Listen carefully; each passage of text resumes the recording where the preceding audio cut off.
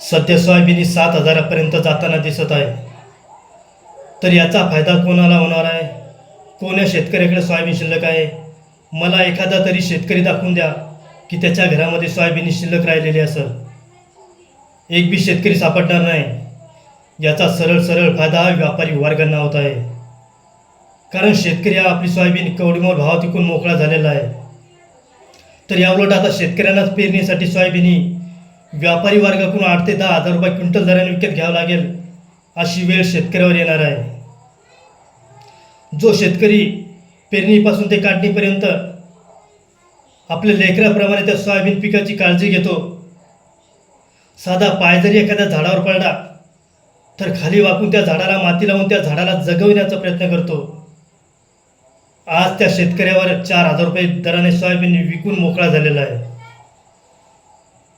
किती दुर्दैव आहे शेतकऱ्याचं बघा. आता 2-3 दिवसापूर्वीची घटना आहे.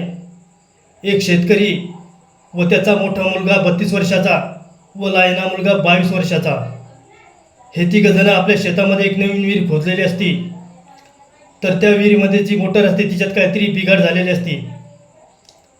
तर ती बघण्यासाठी रात्रीच्या टायमाला हे तिघेजणे शेतात जातात व दोरीच्या सहाय्याने आपल्या विहिरीमध्ये उतरतात. दुर्दैवाने ती विहीर पूर्णपणे ढासळती व त्या ढिगाऱ्याखाली सापडून हे तिघही बापलेक दुर्दैवाने मृत्यू पावतात. बघा त्या शेतकरी कुटुंबावर किती दुःखाचा डोंगर कोसळलेला असेल. म्हणजे आपलं शेतकऱ्याचं जीवन हे किती कठीण आहे. शेतकऱ्याला कवडीमोल भाव भेटत आहे. दिवस रात्र शेतकऱ्याचं जीवन हे संकटात असते. कधी रात्रीची लाईन, रात्री 12-1च्या दरम्यान शेतकऱ्यांना शेतात जावे लागते. खाली साप विंचू काही शेतकऱ्याला दिसत नाही. शेतकरी आपलं नशिबे हातावर तळ हातावर घेऊन शेतामध्ये जाऊन एवढे कष्ट करून जो माल पिकवतो तो माल कवडीमोल भावात शेतकऱ्याला विकावा लागतो. हे यंदाच नाही दरवर्षी होत आलेलं आहे. म्हणजे आपला देश हा कृषीप्रधान म्हणायला कृषीप्रधान आहे.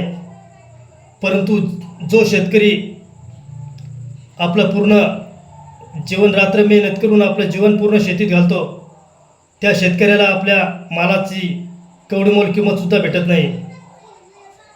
किती कठीण दिवस आहे शेतकऱ्यावर हे तुम्हाला या व्हिडिओतून कळालेलेच असेल.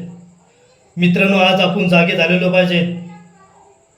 नाहीतर आपल्याला दरवर्षी आपला माल कवडीमोल भावात म्हणजे 10 रुपये आपल्याला मालाला पिकवायला लावायचे आणि माल 5 रुपयात विकायचा अशी वेळ आपल्या शेतकरी वर्गावर येऊ राहिलेली आहे.